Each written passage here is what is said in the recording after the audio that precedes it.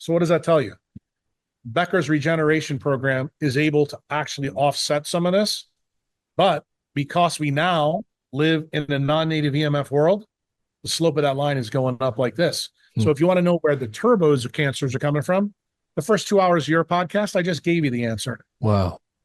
Got it?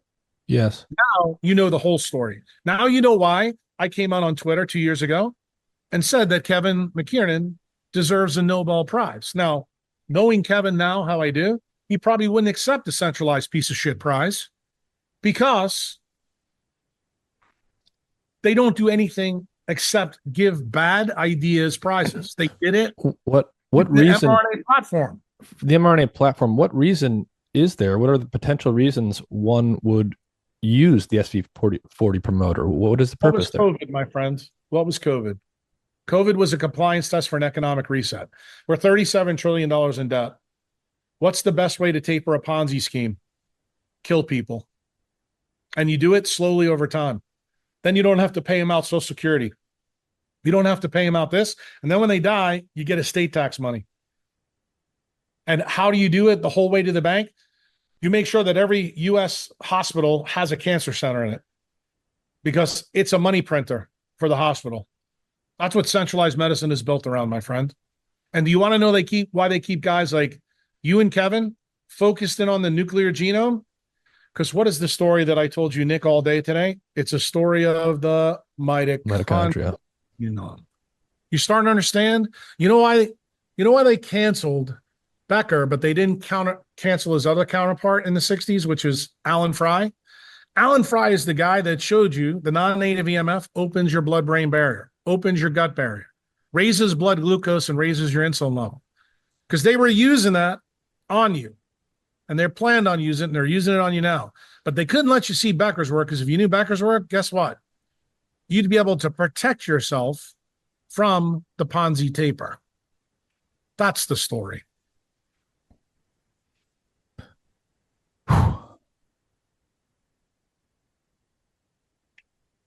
Wow. You have no idea how nefarious they are.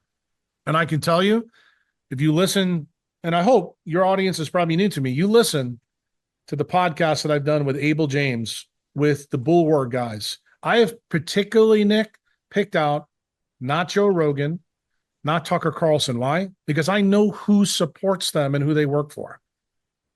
I go for the people that I know are not complicit in this event. The reason why I have disdain for some of the people I have disdain for, because remember, you know this better than anybody, just like Kevin does. Most PhDs are constrained by funding. Now, you usually have to default back to the government, back to the military. That's part of the reason why I decided I'm going to go to the private markets, right? And you know how successful he's become. But it's also the reason why Kevin was my target. Mm-hmm. I knew that he would do the right thing. And boy, did he. Now, a guy like you who's plugged in to that matrix, now you can understand why Uncle Jack hates food gurus, why he hates biochemists, why he hates anybody who actually put Becker out of business. It turns out that Michael Levin's mentor is one of those guys. And the reason why Michael's work is bioelectric signaling, but Uncle Jack's is photobioelectric signaling, you will never get the story about the paramagnetic switch that Becker found from Michael Levin's lab. Because if he did, he'd be defunded. Well, Jack, you've given me a lot to think about and a lot to read, I think. Is there any final thoughts you want to leave people with? Anything that you want to reiterate or condense based on the whole arc of our discussion? Yeah, I would tell you that I say this a lot. It's the mark of an educated mind to take something you fundamentally don't believe, something that you heard. Like, this could sound hyperbolic to a lot of your friends that have PhDs and that know science. I want you to fact check it and take it apart. Go back to the literature and see if what I said to you is incorrect. And then when you see that it is correct, then you have a duty to me. You know what that duty is? To tell people the truth.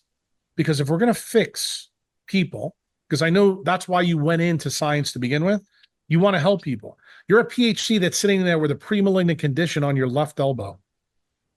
So I need for you to get this story because now you know the whole story.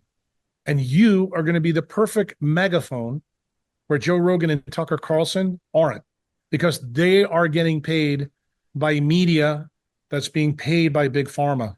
You're not. And when you know the truth, all you need to do is share it with savages. What am I trying to do? I'm trying to make people mitochondriacs.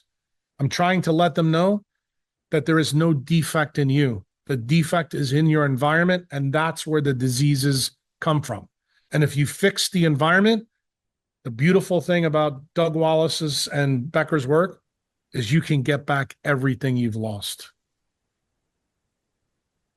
Dr. Jack Kruse. Bring back base science! Bring back base science! Yes! It's all about your environment. That's why they don't want this message out. That's why you talk about this, you get shadow pain, you get cancelled all day. You get your funding take like that, you get your job take like that, if you go against the grain. If you actually do the right things. You actually do the most logical things that makes the most amount of common sense. No! Bring back base science! Bring back base science! Let's get the chant going. Yes.